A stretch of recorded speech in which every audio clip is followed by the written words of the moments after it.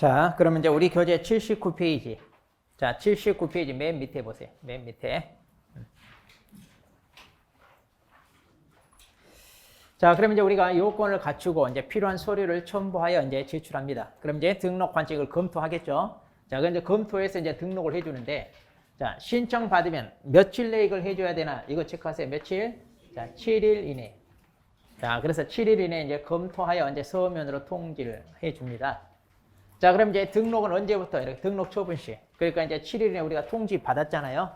자, 그러면 그때부터 이제 우리가 효력을 간다. 자, 그래서 등록은 이제 7일. 자, 7일 숫자. 그럼 앞으로 이제 이런 숫자 이거 다 우리 암기해야 돼요. 자, 그럼 이제 제가 또 프린트로 자료 만들어서 드릴 테니까 그 자투리 시간 이용해서 이제 암기하시면 됩니다. 자, 그다음. 자, 이제 페이지 넘겨서 또 봅니다. 그럼 이제 우리가 자, 등록을 받았어요. 그럼 바로 중개업을 할 수 있느냐? 그게 아니라고 그랬죠. 우리가 등록증을 발급받아야 되는데, 자, 그때 우리가 바로 주는 게 아니라 보증 설정을 해야 준다 그랬습니다. 그래서 이제 우리가 등록을 받았으면 업무 개시 전까지 이걸 해야 돼요. 그러니까 한마디로 등록을 받고 나서 바로 업무를 하는 게 아니라 업무를 하려면 그 전에 보증 설정을 하고, 그리고 나 보증 설정했어요 라고 등록관청에 신고합니다. 그럼 이제 등록관청이 이제 그때 우리한테 이제 등록증을 교부해 줍니다. 자, 그런데 이제 이거 신고 생략할 수 있다. 이건 무슨 얘기냐면 우리가 이제 나중에 보증 설정 자세히 배울 텐데 그 보증 기관이 등록관청한테 바로 통지해 줘요. 그러면 우리가 번거롭게 보증 설정했다고 등록관청한테 신고하러 가지 않아도 돼요. 그러면 이제 생략이 된다 이건데 뭐 중요한 건 아닌데 이거 예전에 한번 시험에 나왔는데 이번 기출문제 이 말이 또 나오대. 뭐 중요한 거 아닌데 지문으로. 자, 그러니까 이런 표현도 알고 있어야 돼요. 생략할 수는 있다. 자, 그럼 이제 보증 설정 확인하고 이제 등록증을 준다 그랬잖아요. 등록관청은. 그럼 이제 여기서 보세요. 언제까지 등록증을 줘요 하면은 지체 없이. 그러니까 보증 설정했다는 거 확인이 되면 바로 주라 이거예요. 그래서 이제 우리가 이 등록증을 발급받아서 이제 어때? 사무실에 자, 이 원본 걸어놔야 됩니다. 이 원본 걸어놓고 우리가 업무를 해야 돼요. 자, 그리고 이제 등록관청은요, 해야 되는 게 있는데 등록증 이렇게 교부했잖아요. 그럼 이것을 협회에다가 통보합니다. 그러니까 이제 협회와 정보 공유하는 거예요. 자, 이번에 새로 이러이러한 사람들이 자, 중개업하겠다고 등록을 받았으니까 당신네들도 알고 있어라. 자, 그래서 이제 통보를 해줍니다. 자, 이런 내용이 이제 자, 우리 교재에 자, 어디에 있느냐면 또 자, 81페이지 거기 박스 안에 있어요. 자, 우리 교재 81페이지. 거기 보시면 등록사항을 자, 메인 위에 보세요. 자, 81페이지 메인 위에 보면 등록사항을 다음 달 10일까지 그랬죠? 자, 거기다 체크하세요. 다음 달 10일까지 협회에 통보한다. 자, 그래서 이 말도 중요합니다. 언제까지 통보를 해줘야 되나요? 하면 다음 달 10일까지 통보를 해준다. 자, 이렇게 해서 이제 우리가 이제 등록을 다 받았습니다.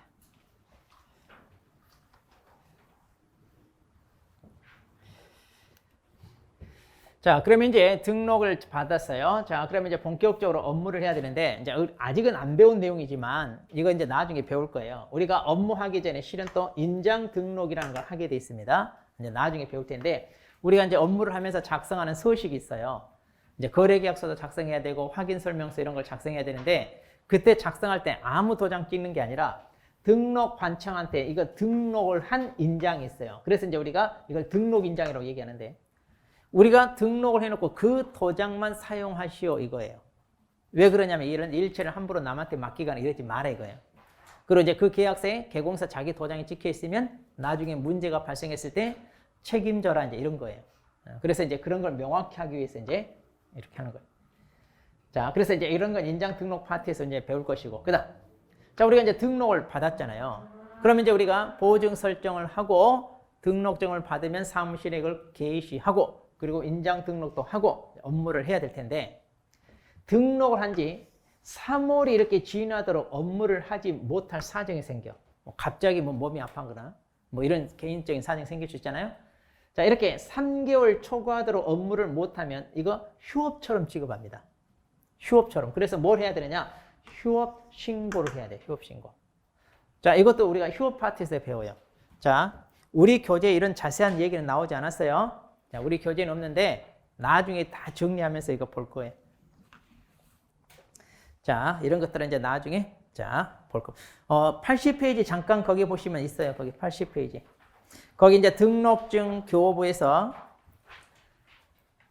거기 파트에 보면 맨 마지막에 이제 동그라미 3번 게시하고 그다음에 업무 개시 전까지 인장 등록도 해라 이런 말 나오죠? 예. 근데 거기에 잠깐 이런저런 얘기가 나옵니다. 예.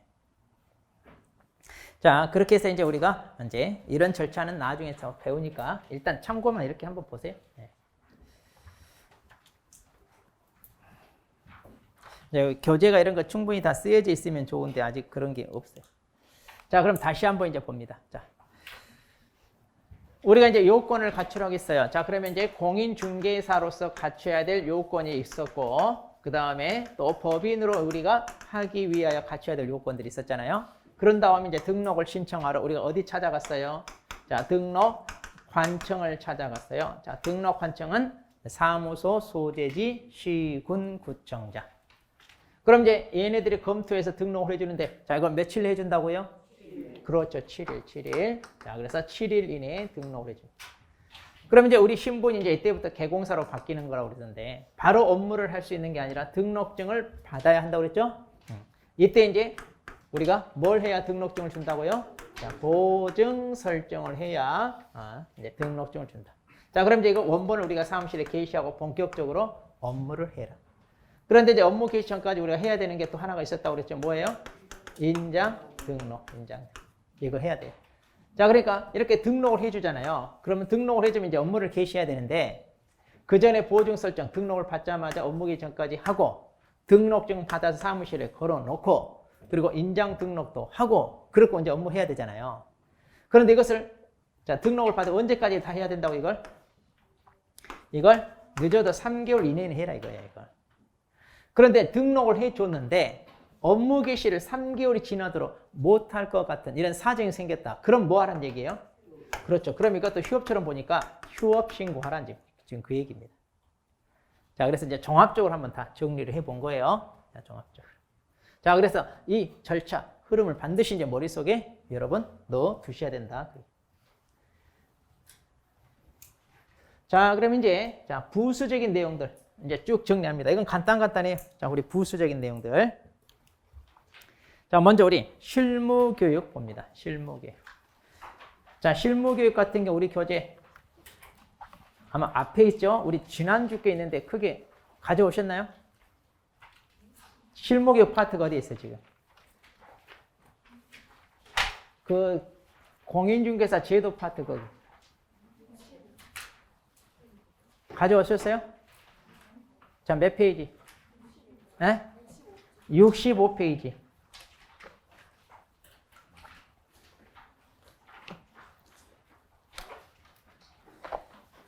자, 65페이지. 잠깐 이거 볼 거예요. 실무교육만 볼 거예요. 다른 교육은 나중에 또 정리할 겁니다. 자, 실무교육. 자, 65페이지. 자, 그러면 아까 우리 실무교육을 받아라 그랬는데, 그럼 그 실무교육이, 자, 누가 주관하느냐? 이제 시도지사가 주관합니다. 그 다음에 누가 받나요? 자, 등록을 신청하려는 자. 그러니까 좀 전에 누가 공인중개사 받아야 된다 이 말이에요. 그리고 법인 같으면 누가 받아야 돼? 대표자와 그 다음에 사원, 임원 이들. 자, 여기 보면 법인의 사원, 임원 다 받으라 이 말이에요. 물론 이제 소공사도 받게 돼 있습니다. 나중에 이거 배울 거예요, 다. 그리고 이제 분사무소 책임자. 이런 사람들이 실무교육을 받아야 해요. 그런데 이제 우리는 지금 등록을 하려는 자 공인중개사와 법인의 사원임은 자, 일단 이 둘만, 왜냐면 등록 신청이니까 2단계에서 이 둘만 우리가 지금 배운 거예요. 나중에 이거 배워요, 또. 그 다음, 언제 받아야 되나요? 자, 기준일 전 1년 이내 그런데, 자, 이때 1년 이내라면, 이때 기준이란 말은 등록을 신청하는 사람이라면 등록 신청일 전 1년 이내 그 말이에요. 그 다음에 소공사 같은 경우는 고용신고일 전 1년 이내 이렇게 돼요. 그러니까 그런 날로부터 다 뭐다? 1년 내에 받으라 이런 얘기. 자, 다시 등록을 신청한 사람은 등록 신청일 전 1년 이내. 무슨 얘기인지 알겠어요? 네. 자, 일단 이것만 알아두세요. 우리가 등록 신청이니까 신청일 전 1년 이내입니다. 자, 그런데 이런 교육이 면제가 되는 경우가 있는데 어떤 경우냐? 자, 1년 이내 재등록 그랬네요. 자, 우리가 고용신고는 이제 소공사에 해당되니까 놔두고. 그럼 무슨 얘기냐? 자, 우리가 중개업을 하다가 폐업을 했어요. 자, 그리고 이제 폐업 기간이 어느 정도 지나서 이제 우리가 다시 등록을 하려고 그래요. 그런데 이 폐업한 지 1년이 지나지 않아서 다시 내가 중개업에 종사하게 돼. 그러면 굳이 이거 받는다, 안 받아도 된다? 안 받아도 된다. 왜냐하면 그 전에 이제 내가 교육을 받았잖아요. 그런데 오랫동안 중개업에 종사하다가 잠깐 그만뒀어. 1년이 되지 않을 정도로 쉬었어요. 그럼 이 짧은 기간에 실무적인 것을 다 잊어버릴까요? 그러진 않겠죠. 그러니까 그때는 안 받아도 된다. 그런데 반대로 이제 이 폐업 기간이 막 너무 길어져가지고 1년이 지나요. 그리고 재등록해. 그러면 받아야 돼요? 안 받아야 돼요? 그럼 받아야 돼요. 자, 그래서 잠깐 쉴 때는 굳이 그 감각을 아직 가지고 있기 때문에 받지 않아도 된다. 그런 얘기예요. 그 다음 이제 교육 내용이, 자, 직무 수행에 필요한 법률 지식. 자, 그래서 이제 여러분들이 이제 필요한 법률 지식에 대해서 배우는 거고, 부동산 중개 및 경영 실무. 구체적으로 이제 어떻게 하는 건지, 계약서 작성하는 법이랄지, 분쟁이 발생했을 때 어떻게 해결할 건지, 뭐 이런 내용도 좀 있어요. 자, 그리고 이제 직업 윤리 같은 것도 있다 그러는데, 자, 이제 법 조문에 이제 이렇게 표현되어 있어요. 자, 그래서 이런 교육을 받는다 그런데, 이제 가서 보시면 이제 실제로 여러분이 다양한 이런저런 교육도 받고요. 또 이런 거 협회에서 이제 위탁을 받아서 많이 하다 보니까 협회 홍보도 하고 막 그래요. 가서 보면. 그 다음에 시간을 보세요.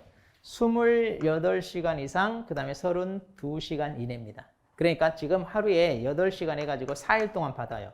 4, 8은 32 해서 딱 아마 이렇게 채워질 거예요. 요즘 이제 코로나로 어때요? 다 비대면 수업을 하다 보니까 인터넷으로 이렇게 아마 받게 됩니다. 자, 그래서 이제 이것도 이제 빨리 종식이 돼요. 실질적으로 이제 이거 교육 장소에 가서 교육을 받으면서 서로 이제 인맥도 쌓고 얼굴도 보고 이제 이래야 좋은데 조금 이게 좀 불편해 보니까 지금 코로나 상황이라. 자, 이렇게 해서 이제 우리가 자, 실무 교육을 받아야 됩니다.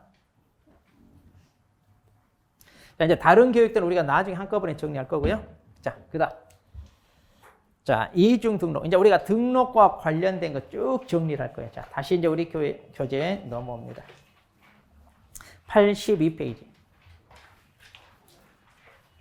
자, 이제 간단한 거예요. 자, 이제 간단한 것들. 자, 이중 등록이 뭐예요? 하면은 말 그대로 이중으로 등록을 했다는 얘기예요. 이중으로. 그러니까, 자, 등록, 관청, 관할, 내외 불문하고 그랬네요. 자, 그러니까 여러분이 자, 연재구에다 등록을 했어요. 물론 이 안에서 또 등록하기는 어렵겠죠. 등록 관청 이미 알고 있으니까. 그러니까 등록 관청을 달래야 내가 저기 자, 수영구에 가서 등록을 또 할래요. 이거 된다, 안 된다? 안 된다니. 등록은 한 번밖에 안 돼요. 또 종별 불문하고 내가 연재구에다가 공인중개사인 개공사로 등록을 해놓고 수영구에다는 내가 법인을 설립해야 대표자가 돼요. 법인으로 등록을 해. 자, 이것도 된다, 안 된다? 안 됩니다. 그러니까 종별 달리한 거 다 안 돼. 그럼 이렇게 이중 등록 이거 어기면 어떻게 되나요? 자, 필요적 등록 취소입니다. 그러니까 반드시 등록이 취소된다는 얘기예요. 자, 여기서 그럼 나중에 등록한 것만 취소되나요? 아니요. 먼저 거 다 취소됩니다. 다 취소돼요. 그리고 이제 1년 이하의 징역 또는 1,000만 원 이하 벌금, 형벌까지 얻어맞아요. 자, 그러니까 이중 등록하면 돼요? 안 돼요? 안 됩니다. 자, 이중 등록은 안 돼요.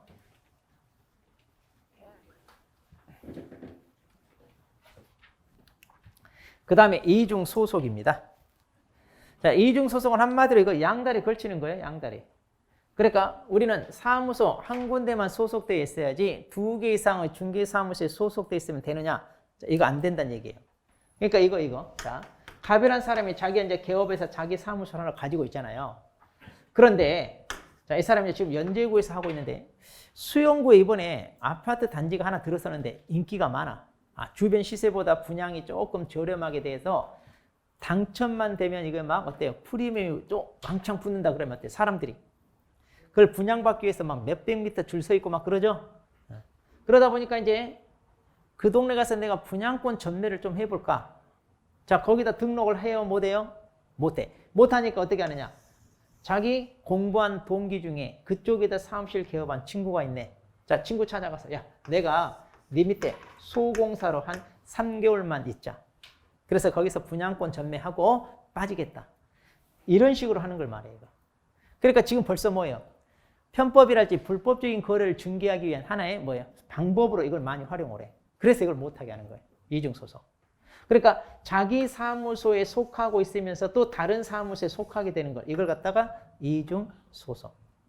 그럼 이런 이중소송을 이렇게 개공사만 하느냐? 그게 아니에요. 자, A라는 사람이 이번에 자격을 취득했어요. 갑 사무소에, 을 사무소에 각각 소공사로 들어가는 거. 이거 돼야 안 돼요?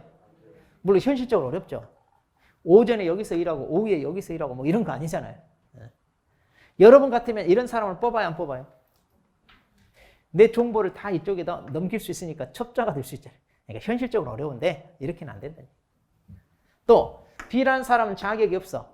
자격이 없는데 자, 갑 밑에 보조원, 을 밑에 보조원으로 또 이렇게 양쪽으로 이렇게 할 수 있다 없다? 이것도 어렵잖아요. 현실적으로는. 어쨌든 그러니까 이중소송은 꼭 개공사뿐만 아니라 이들도 다 할 수 있어요. 자, 그러니까 이중소송은 다 안 돼, 다. 자, 그러면 여기 이제 제재를 잘 봐야 돼요. 자, 개공사가 이제 이렇게 이중소송하게 되면 어떻게 되나요? 반드시 또 등록이 취소됩니다. 그리고 1년 이하 1,000만 원 이하 형벌까지 얻어맞아요. 그 다음, 자, 소공사입니다. 여기 특히 잘 보세요. 소공사가 평상시 이중소송했다. 자, 그러니까 지금 간 밑에, 자, A가 이제 소공사로 있으면서 또 을 사무소 밑에 이렇게 뭐예요? 소공사로 들어가면 이거 뭐다? 자격 정지 얻어맞고요. 그 다음에 1년 1천으로 처벌받습니다. 그런데 자격 정지 기간 중에 이중소송했어.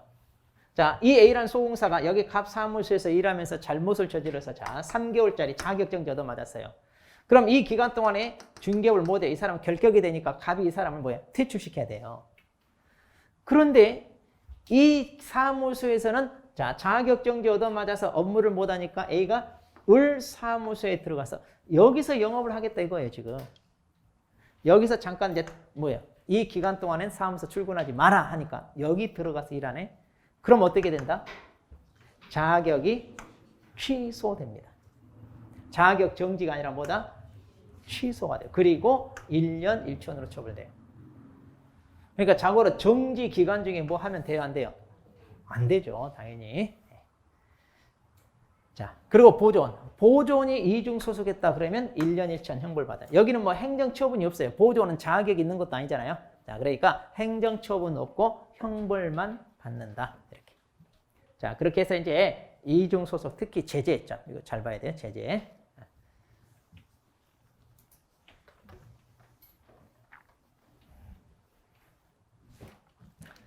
자, 그 다음.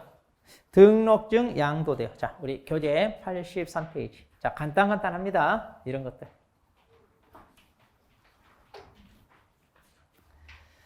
자, 우리가 지난주에 자격증 양도돼서는 안 된다 배웠죠? 똑같아요. 증 가지고 장난치면 당연히 안 됩니다. 그러니까 등록증도 양도되어야만 돼. 자, 그래서 여기 보시면 자기의 성명이나 상호를 사용하여 업무를 하게 하는 것. 자, 이것도 일종의 양도되어와 같아요. 자기 명의를 사용하여 업무를 하게 하는 거, 또 양도되어 하는 거. 자, 같이 이렇게 취급됩니다. 같이. 자, 이렇게 이제 양도되어 하면 어떻게 되느냐? 반드시 등록이 취소되고요. 그리고 1년 1천으로 처벌됩니다. 자, 그리고 양수되어 받는 사람. 자, 양도되어 한 사람이 있으니까 양수되어 받는 사람도 있잖아요. 같이 처벌돼요. 그러니까 이 사람도요, 똑같이. 자, 다른 사람 명의나 사용호를 사용하여 업무를 하거나 양수받았다. 그러면 이 사람 1년 1천. 자, 여기서 조심할 거. 양도되어 한 사람은 반드시 등록이 취소돼요. 그런데 양수되어 받은 사람은 등록 취소 이런 말이 있어요, 없어요? 없죠. 왜 없을까요? 그렇죠. 등록증을 내가 빌렸다고 해서 등록이 되는 게 아니잖아요. 그러니까 당연히 여기는 등록 취소라는 게 있어요, 없어요? 없죠. 그래서 형벌만 있어요, 형벌. 그러니까 증 가지고 장난치면 둘 다 1년 1천 형벌이고 양도되어 사람은 반드시 취소. 우리 자격증 똑같잖아요. 자, 지금은 등록증인데 자, 지난주에 자격증을 가지고 양도되어 하거나 양수되어 받았다. 그럼 둘 다 1년 1천. 그리고 자격증을 양도대한 사람은 이 사람 양도대한 사람은 반드시 어떻게 됐다? 자격이 취소됐잖아요. 반드시 등록이 취소되고 같은 얘기예요. 자, 같아요. 자, 증 가지고 장난치면 처벌이 같다. 이렇게 보시면.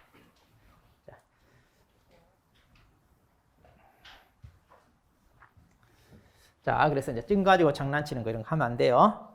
그다음 등록의 실효.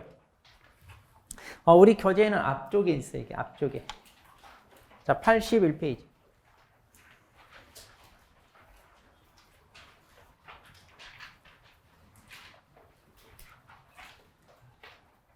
자, 등록의 실효란 말은 등록의 효력이 말하는 실효. 그러니까 잃어버렸다, 소멸됐다 이 말이에요. 자, 우리가 아까 등록은 영속성 그랬어요. 영속성. 맨 처음에. 그래서 등록을 받으면 중개업을 하고 있는 동안은 그 효력이 쭉 지속된다 그랬잖아요. 그런데 그 효력이 소멸되는 경우는 어떤 경우 소멸됩니까?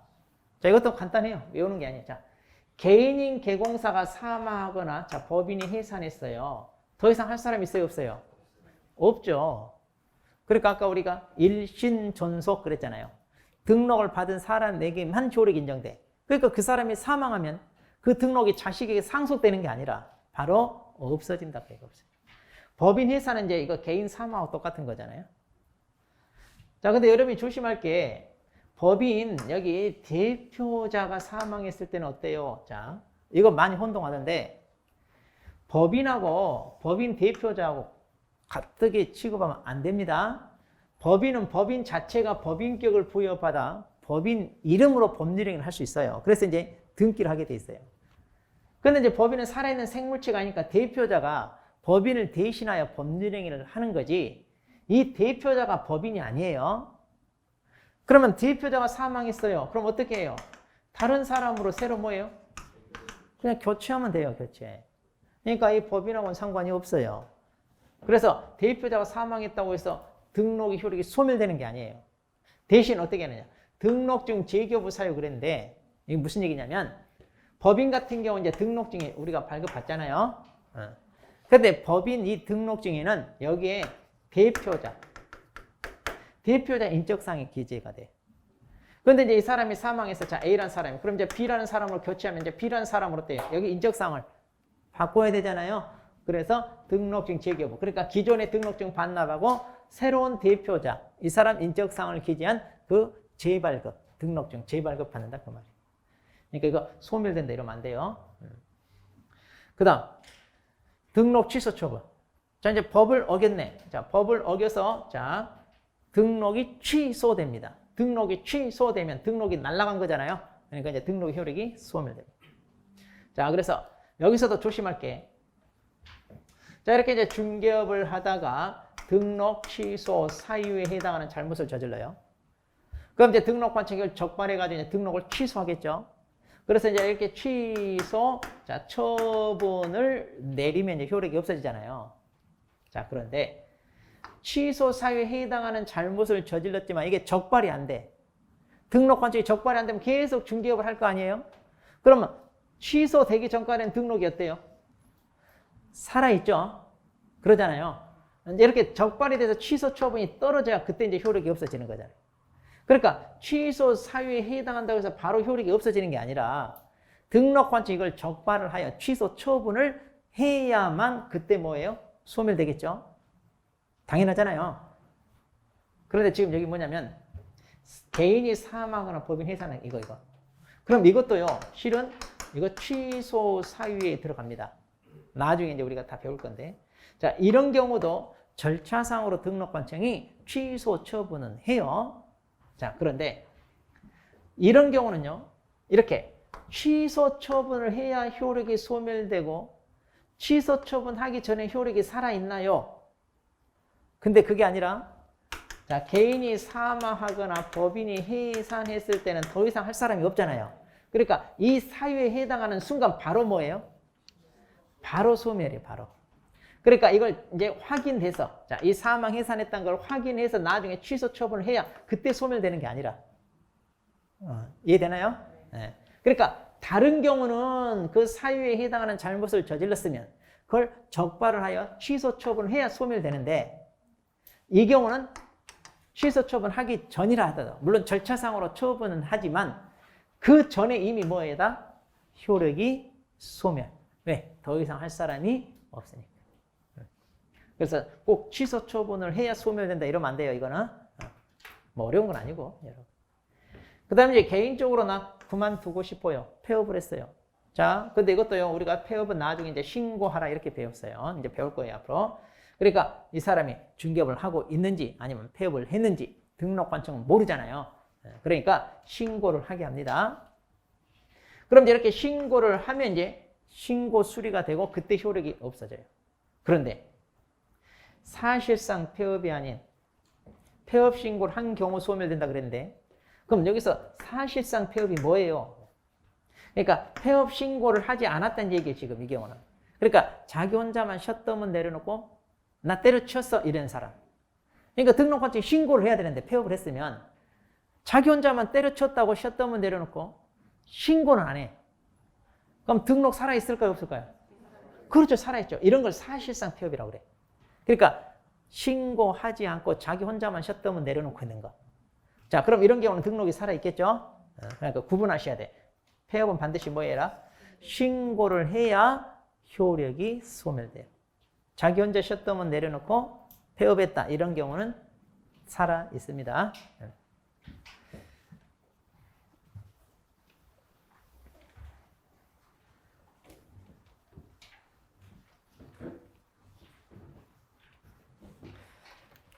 자, 그 다음 이제 무등록 중개업에 대해서 보겠습니다. 자, 페이지를 넘겨서.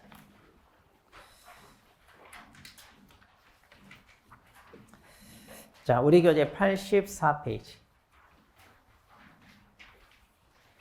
자, 84페이지 보세요. 이거 간단해요. 무등록 중개업 말 그대로 등록이 없이 중개업한다 이거예요. 자, 그래서 유형을 보면 뭐가 무등록이에요? 그런데 자, 등록이 없이 중개업을 하는 경우고, 그리고 이제 뭐 다양한 거 있어요. 이제 이거 사례식으로 문제를 냅니다. 자, 내가 등록증을 다른 사람한테 빌려서 중개업을 해요. 그럼 이 사람 무등록업자예요, 아니에요? 하면 무등록인가요? 그렇죠. 등록증 빌린다고 해서 그 효력이 나한테 넘어오는 게 아니잖아요. 그러니까 이런 것도 뭐예요? 무등록. 그렇죠? 아까 이중 등록하지 마라 그랬어요. 근데 연재구에다 등록을 해놓고 수영구에다 등록을 또 해. 그래서 거기서 영업을 합니다.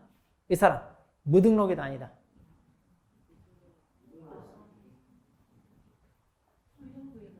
네, 수영구에다 등록을 또 했어. 그래서 거기서 영업을 하네. 그럼 무등록이도 아니다. 아니잖아요. 등록했잖아요. 그러니까 무등록이냐 아니냐는 등록이 없이 행하는 게 무등록이고, 여기서 조심할 게 여러분들이 불법적인 방법이라도 등록을 했다면 무등록 아니잖아요. 그러니까 이중등록 하지 마라 그랬잖아요. 근데 법을 어겼어. 자, 이중등록 하면 그건 자체는 불법이잖아요. 그런데 등록은 했기 때문에 무등록이다 아니다. 그래서 이런 경우는 이중등록으로 처벌받는 거지 무등록으로 처벌받는 게 아니에요. 왜? 등록은 받았으니까. 이해되나요? 그러니까 간단해. 이게 무등록이냐 아니냐는 등록이 있냐 없냐만 따지세요. 이게 적법한 건지 불법인지 그건 따질 필요가 없어요. 근데 우리 수험생들이 여기서 막 헷갈려. 불법이면 그 자체를 인정 안 해. 인정 안 하니까 무등록이다 이렇게 판단하는 사람들이 있어. 자, 무슨 얘기인지 알겠죠? 네. 자, 그래서 적법한 등록인지 불법적인 방법 등록인지 볼 필요 없이 등록이 있냐 없냐만 따지라. 자, 그 다음 이거 이제 우리가 앞에서도 잠깐 나왔는데, 우리가 보수 받기로 약속을 하고 그 다음에 이제 약속한 대로 보수 달라고 요구했는데, 자, 이거 판례입니다. 어떤 판례냐? 자, 어떤 무등록업자가 내가 그 물건 계약을 성사시켜 줄 테니까 나한테 중개보수 얼마 줄 거냐? 자, 얼마 주겠다. 좋아. 이렇게 약속을 하고 실질적으로 계약을 성사시켰어. 그렇게 해서 이제 약속한 대로 이제 보수 달라고 했는데 아직 주진 않았어요. 자, 이렇게 약속하고 요구한 이 단계에서는 실질적으로 중개 보수를 받았다 안 받았다? 안 받았잖아요. 그럼 이거 무등록 중개업. 그러니까 이 사람이 등록이 없이 했으니까 이게 중개업이냐 아니냐 이거예요. 우리 기억나요 안 나요? 우리 자, 지난주 중개업이 되려면 다른 사람의 의뢰에 의하여 일정한 보수를 받고 중개를 업으로. 자, 이때 중개를 업으로 계속 반복적으로 대가를 받고 해야 된다 그랬죠? 자, 그럼 대가를 받았냐 이거야? 안 받았어.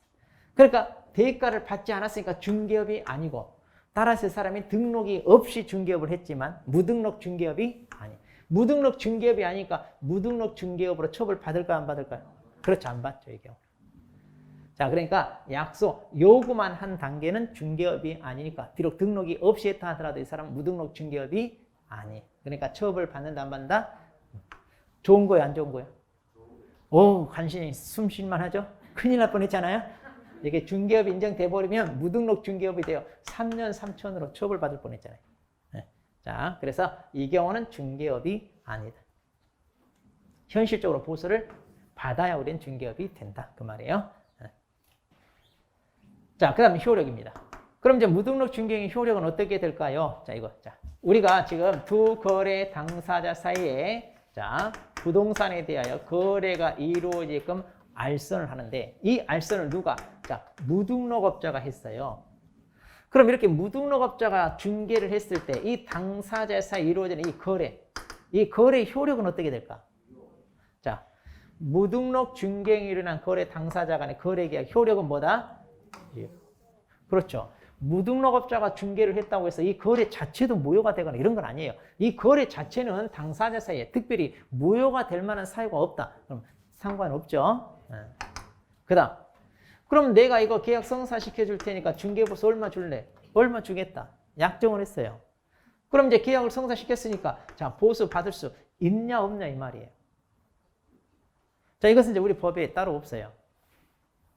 지금 비록 이 사람이 무등록이지만 이 두 사람 사이의 계약을 성사시키기 위해서 한 달 동안 공을 들였어. 그래서 가까스로 계약을 성사시켰네.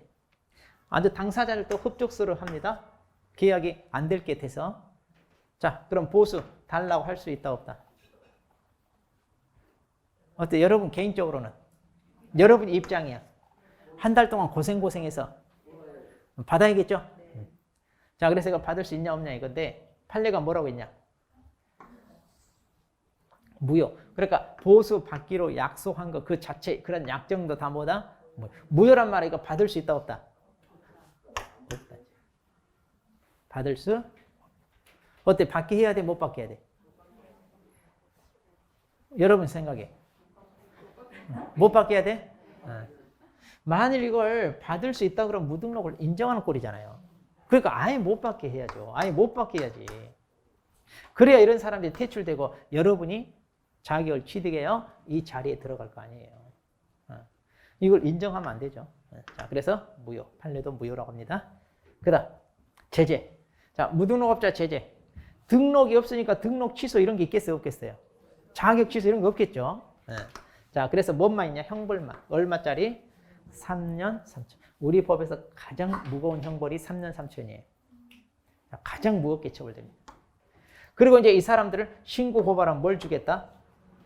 보상금 주겠다. 이런 얘기예요. 이 보상금 주에도 저 뒤에 나중에 나와요. 자, 그래서 이제 우리 85페이지까지 쭉 거기 설명되어 있는 것들입니다.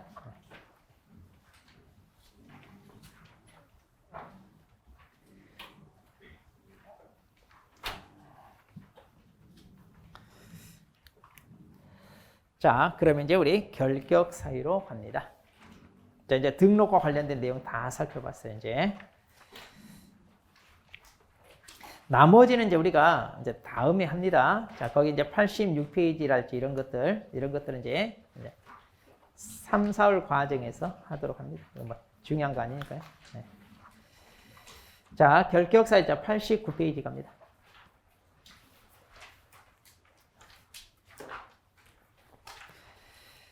자, 결격 사유 보면 이제 거기 법조문에 보세요. 총 몇 가지가 있냐면 12가지가 있습니다. 자, 그래서 아까도 얘기했다시피, 자, 하자나 결함 있는 사람들은 이 업종에 종사하는 것을 배제하자. 그래서 이제 그 12가지가 있는데, 이걸 뭐 외워야 되거나 이런 건 아니고, 각각에 대한 내용에 대해서 여러분이 이해를 하시면 돼. 자, 그래서 왜 이런 사람들을 이 업종에 종사할 수 없게 하는지 이해.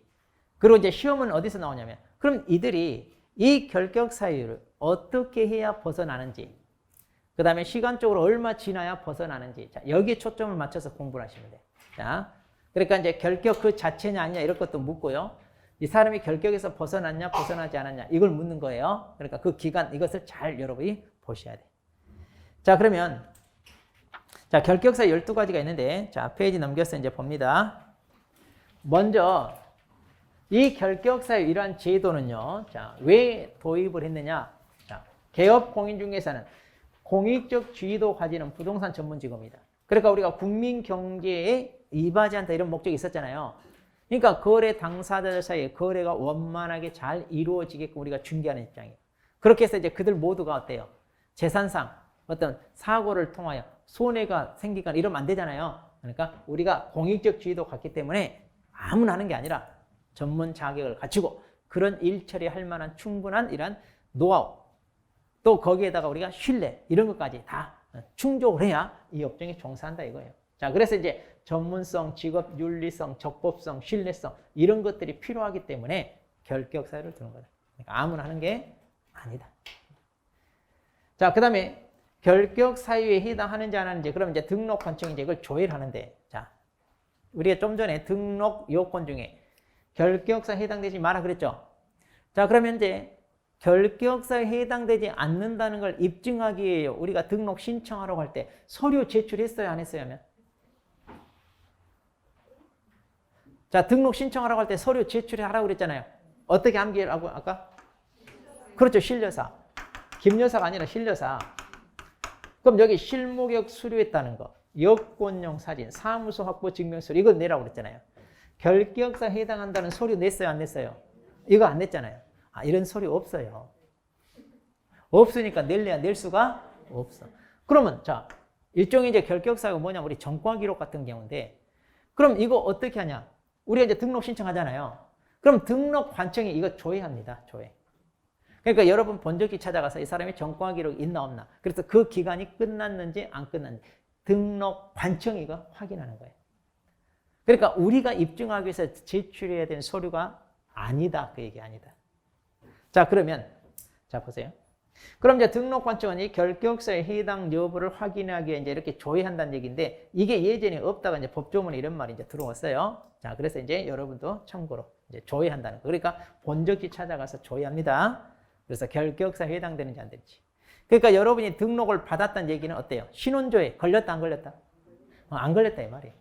그러니까 적어도 중개사무소 운영할 정도가 되면 신원조회상 어떠다?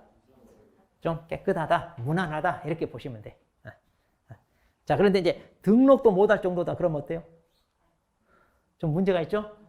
문제가 있습니다. 자, 그래서 이제 아무나 하는 거 아니다 이거고. 자, 그다음 먼저 효과를 봅니다. 결격사유 내용을 보기 전에 효과. 자, 우리 맨 끝으로 가요. 맨 끝으로.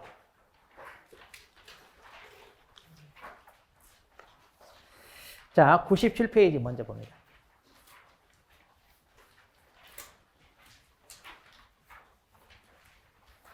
자, 97페이지 보시면 이제 결격사유 먼저 효과인데, 그럼 결격에 해당되면 어떻게 되나요? 이건데, 자, 이것만 하시면 돼.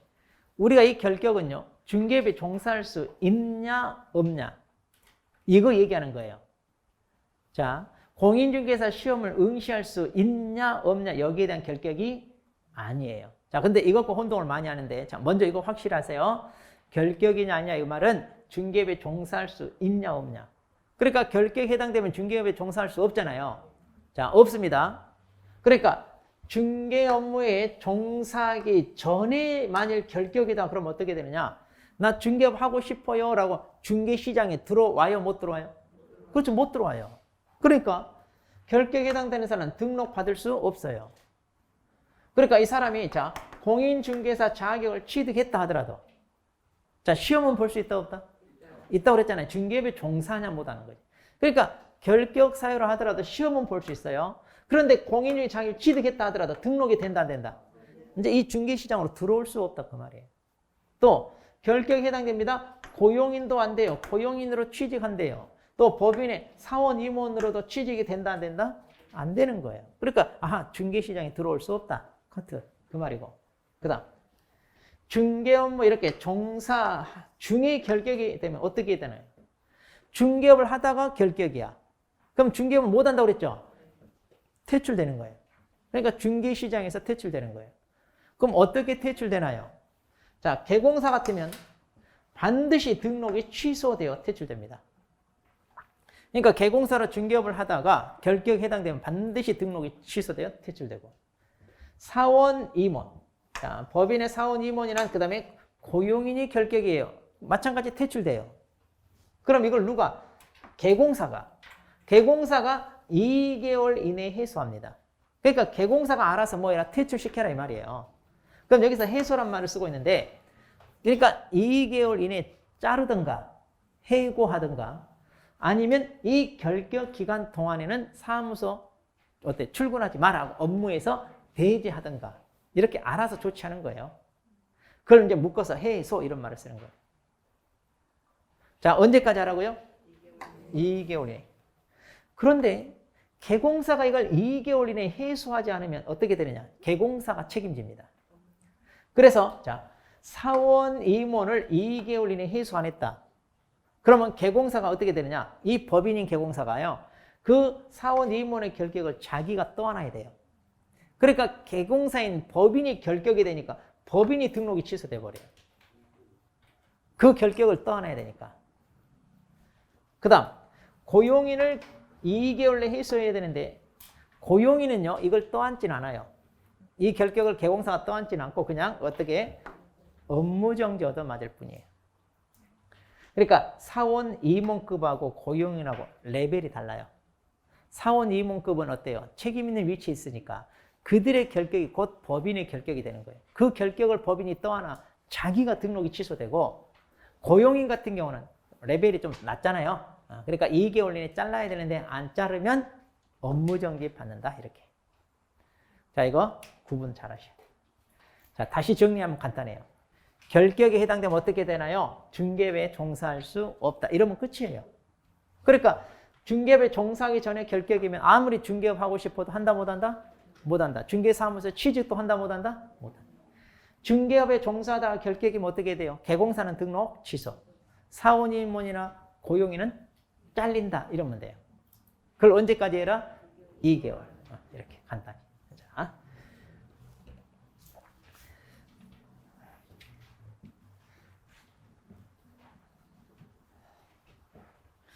자, 그렇게 해서 이제 그 효과에 대해서 이제 97페이지, 98페이지, 자, 그리고 이제 99페이지까지 쭉 있는데, 자, 99페이지 보시면 거기에 이제 있죠. 시험 응시 자격과 구분하라 그랬죠? 근데 이제 우리 수험생들이 이걸 많이 혼동해서 틀려요. 그러니까 결격 사유에 해당한다 하더라도 시험은 볼 수 있다. 시험은 볼 수 있다는 거. 그건 절대로 잊어버리면 안 돼요. 자, 그럼 이제 구체적인 사유. 자, 들어갑니다. 90페이지로 넘어옵니다.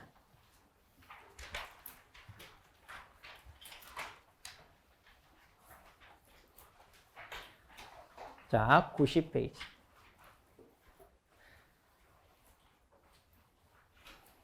자, 그럼 어떤 사람이 결격 사유인가요? 자, 거기 보시면 첫 번째 이제 미성년자가 나옵니다.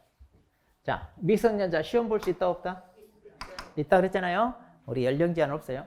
그러니까 미성년자가 시험 봐서 합격을 했다 하더라도 중개업에 종사한다 못한다? 못한다. 그러니까 등록 못하고, 자격을 취득했다고 해서 소공사로 취직한다 못한다? 못한다. 보조원도 한다 못한다? 그러면 봅시다. 자, 미성년자 시험은 봐서 합격을 하더라도 이렇게 중개업에 종사는 못하는데, 그러면 이들이 어떻게 해야 결격에서 벗어나나요? 여기에 초점을 맞추세요. 결격을 어떻게 해서. 자, 여기는 뭐예요? 만 19세 되어야 돼. 그러니까 자기 의지로 되어야 안 돼요. 자기 의지로 안 돼. 오직 뭐예요? 때를 기다려야 돼. 그러니까 민법에서 인정되는 거 이거. 자, 민법에서는 혼인을 하면 뭐가 돼요? 성년 의제라고 그래요. 자, 성년으로 인정해 준다 이 말이에요. 자, 그래서 민법에서는 미성년자 혼인하면 성년. 그러니까 혼인을 하게 되면 법정대리인의 동의가 필요 있어요, 없어요? 필요 없습니다. 자, 미성년자 법정대리인의 동의를 얻어서 우리가 법률을 하잖아요. 그런데 결혼을 하게 되면 이제 어른이다 이 말이에요. 적어도 결혼했으면. 그래서 이제 법정대리인의 동의 필요 없이 자기 스스로 법률행위를 할 수가 있어요. 그런데 스스로 할 수 있는데 그럼 우리 중개업도 할 수 있느냐 이거예요. 이건 된다 안 된다? 안 돼요. 그러니까 민법상 법률행위는 크게 지장이 없지만 중개업은 안 됩니다. 여전히 애들은 가라. 우리는 안 돼. 또 민법에서 이제 법정대리인의 동의를 얻으면 법률을 할 수 있잖아요. 그런데 우리는 된다 안 된다? 자, 법정인이 동의 얻었다고 해서 얘가 저 알바 좀 하게 여기 보조원으로 고용 좀 해주세요. 된다 안 된다? 그런 거 안 돼. 다 결정. 그러니까 뭐라? 오직 뭐해라? 때를 기다리라. 미성년자는 오직 때를 기다리라. 그 다음. 자, 피한정, 피성년 후견인. 자, 우리가 이제 이것도 좀 표현이 낯선데 한마디로 뭐냐면 이 앞에가 피자가 붙잖아요. 이 말은 뭐냐면 후견인의 도움을 받아야 되는 사람이다. 그러니까 자기 스스로 법률행위를 할 수 없을 만큼 뭔가 정신적 제약이 따른 사람들이에요. 자, 이 사람 어떤 상태냐? 자, 이 사람 거기 혹시 나와 있나 모르겠네. 거기 동그라미 1번에 봐봐요. 피한정은 질병, 장애, 노령, 그 밖의 사유로 인한 정신적 제약으로 사무 처리할 능력이 부족한 사람이에요. 자, 사무 처리할 능력이 약간 부족한 사람이고, 그 다음에 여기 피성년 봐봐요. 그 밑에 피성년 그 옆에 보면,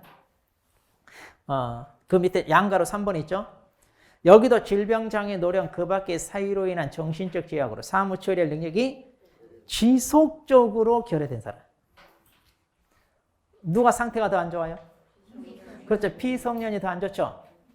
그러면 피한정은 약간 부족한 사람이니까 쉽게 말해 오락가락하는 사람. 정신적으로. 그리고 피성년은 아예 맛이 간 사람. 이렇게 보시면 돼요. 자, 그러면 이들도 자기 스스로 법률행위를 할 수가 없어요. 그렇기 때문에 법정대리인의 도움을 받아야 되는데 피한정 후견인 같은 경우는 약간 오락가락한 상태지 어떨 때는 정상적으로 멀쩡할 때도 있어요. 그러니까 법정대리인의 동의를 얻으면 법률행위를 할 수가 있어요. 피한정은. 그러니까 항상 이 사람 미성년자와 같아요. 근데 피성년 후견인은 어떤 상태냐면 치매 걸리신 분이다 떠올리시면 돼. 자, 이런 분은 아예 어때? 동의를 해줘도 스스로 법률행위 해요 못해요? 그렇죠. 그래서 여기는 법정대리인의 동의권 자체도 없어요. 이는 민법 공부할 때 잘 알고 있어야 돼 이거.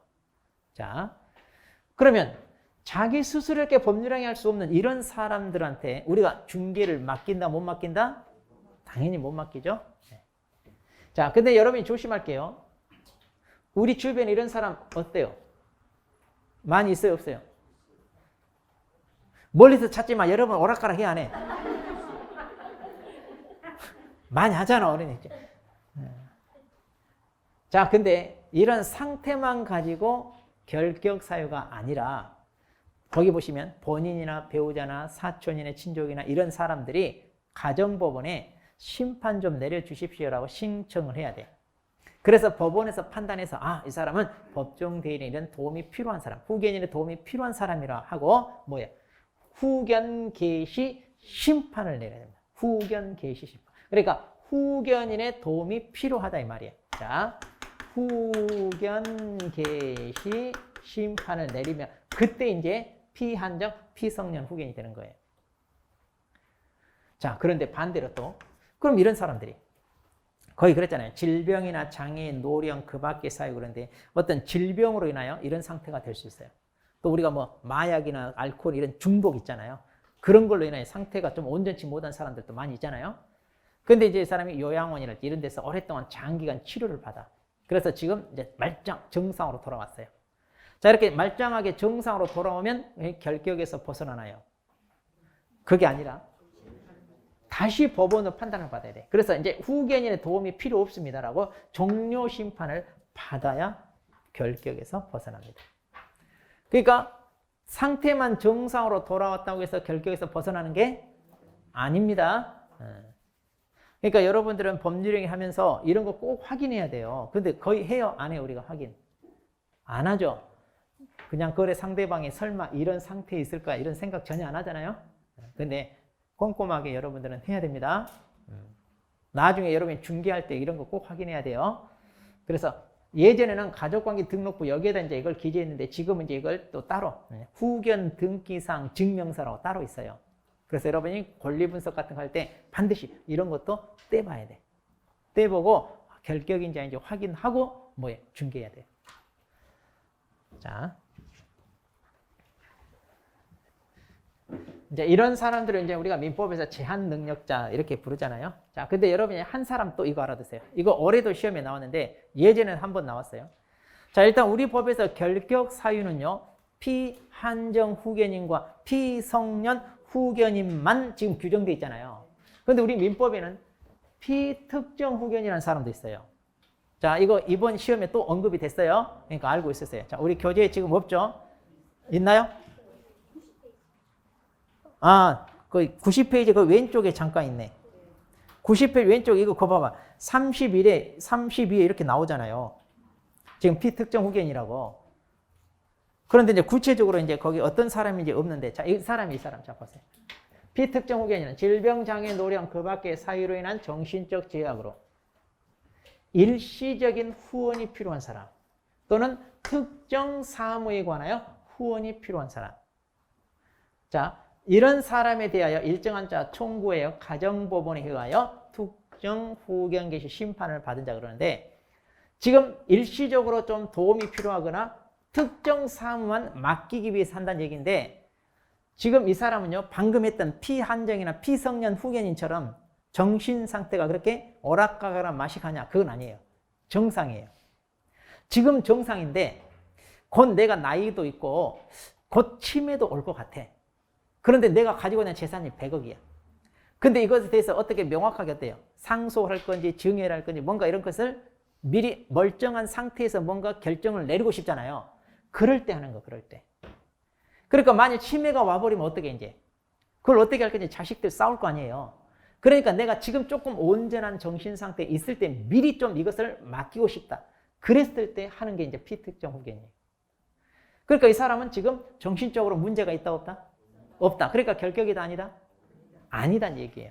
단지 이제 이런 것을 명확히 하고 싶어서 이제 전문가 도움을 받아서 이런 조치를 좀 취하고 싶다. 이제 그런 거예요. 그래서 이제 최근에 이런 상태 어때요? 많이 오잖아요?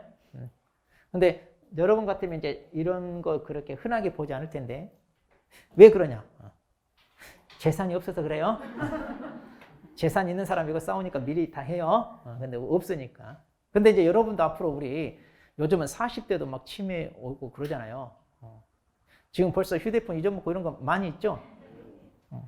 저도 안경 전철에다 내리고 와가지고 한번 잊어먹고. 그래서 쫓아가서 막 뛰어갔더니 이제 없어. 혹시 분실신고 들은 거 있냐? 없어. 어떻게 안경을 놓고는. 자, 그래서 이제 앞으로 이런 것 좀 여러분이 잘 알고 있으면 좋아요. 이런 것도. 자, 피특정 후견. 자, 이것은 어쨌든. 자, 그래서 여기 보면 아까 피한정이나 피성년 후견은 뭐라고 돼 있냐면 후견 종료 심판을 받아야 된다고 그랬죠. 그러니까 그 사람들은 언제 그게 끝나요? 이런 게 없어요. 다시 법원에다 이렇게 신청을 해서 종료 심판을 받아야 벗어나요. 그런데 이 피특정은요. 이 특정 사무를 맡기기 위해서 기간을 정했을 거 아니에요? 그럼 그 기간하고 그 업무의 범위 이것을 딱 정해요. 그래서 그 기간이 다 끝나면 자동으로 종료가 됩니다. 그러니까 별도 종료 심판이 필요하다, 필요 없다? 필요 없어요. 그러니까 특정 업무에 대해서 기간을 정해서 이때까지 좀 처리해달라 이렇게 맡기고 그냥 끝나는 거예요. 자, 그러니까 이 사람은 결격이다, 아니다? 아니다. 이렇게 보시면 돼요. 자, 아니다. 자, 여기까지는 뭐 그렇게 어렵진 않아요. 네, 여러분들. 자, 그 다음에 이제, 자, 파산자까지. 파산자. 자, 파산자는 어떤 사람이냐면, 이제 한마디로 이제 빚이 너무 많아. 근데 본인이 가지고 있는 재산은 없어. 그러니까 도저히 그 빚을 갚을 능력이 안 돼. 그럼 이제 빚쟁이들 독촉을 받으면 사람이 어때? 극단적인 선택할 수 있잖아요. 그럼 본인뿐만 아니라 가족까지 생계가 위태로워. 자, 그러니까 이런 사람 좀 구제해주자 해가지고 그 빚을 탕감해 주는 게 바로 파산제도예요. 대신 이제 물론 아무거나 이렇게 파산 신청한다고 받아주는 게 아니라 몰래 재산을 빼돌려 놓고 또 파산 신청하라 이럴 수도 있잖아요. 그러니까 이제 그런 거 다 조사해 봐가지고 조건에 딱 맞으면 이제 파산 선고 최종적으로 해줍니다. 그러니까 이것도 절차가 좀 복잡해요. 이런 것도. 네. 자, 그럼 이렇게 파산 선고를 받았습니다. 그러면 이제 경제적인 조금 능력이 어때요? 여러모로 부족한 사람이죠? 그럼 여러분은 이런 사람한테 물건 맡겨요? 못 맡겨요? 맡기 그래. 자, 계약을 성사시키고 이 계약금 5천만 원 매도인한테 전달해 주세요 하면 이거 전달할까 들고 튈까? 불안하죠? 그러니까 이런 사람들은 배제하자 이런 말이에요. 조금 배제하자. 자, 그런데 그럼 이 파산자 이 사람은 어떻게 해야 결격에서 벗어나나요? 자, 법원으로부터 다시 복권 결정을 받아야 돼. 이게 권리 회복 결정. 그러니까 법원에서 파산 선고를 했거든요. 그러니까 법원에서 선고를 했기 때문에 다시 법원에서 뭐 해라? 복권 결정을 받아라 그 말이에요. 자, 그래서 이제 시간이 흘러서 본인이 경제적인 능력을 회복해서 이제 채권자들 빚을 갚고 나도 이제 파산 상태에서 좀 구제해 달라. 이렇게 이제 법원에다 신청을 해. 그럼 이제 법원이 판단해서 복권 결정을 내리면 그때 벗어나요. 이거 뭐 시간이 얼마 있으면 자동으로 이런 거 없어요. 그런데 이제 이건 있어요, 법조문에. 사기 파산이 아니라, 사기 파산이 뭐냐면 재산 다 빼돌려 놓고 나 파산 선고해 주세요. 이거 있잖아요. 그러면 안 돼. 그 큰일이에요. 이거 굉장히 무거운 범죄입니다. 근데 그게 아니라 실제로 진짜 도저히 갚을 능력이 안 되고 가진 게 없어. 그렇게 해서 이제 파산 선고를 받았잖아요. 그러면 10년이 지나면 자동으로 복권해 줍니다. 왜냐하면 파산 상태로 너무 오랫동안 있으면 어때요? 여러 가지 제약에 따라서 오히려 경제생활 회복하는데 더 힘들어지니까 자동으로 복권해 주는 제도가 있어요. 자, 그런데 이런 것까지 여러분 잘 몰라도 돼요. 특히 우리 시험은. 단지 이제 파산 선고를 받았습니다. 법원에서 뭐 해라? 복권 신청을 하면 다시 복권 결정을 받아야 그때 뭐 한다? 벗어난다. 이렇게 보세요. 자, 그래서 이제 파산자도 경제적으로 조금 많이 부족한 사람이라 이 업종에 종사하는 걸 배제하자. 이거. 자, 여기까지는 뭐 그렇게 어렵지 않아요. 이제 여러분들이. 자, 그런데 이제 전과 기록 있는 사람들. 자, 여기서 이제 조금 여러분들이 많이 어려워하는데. 자, 그러면 잠깐 쉬었다가 보도록 합니다.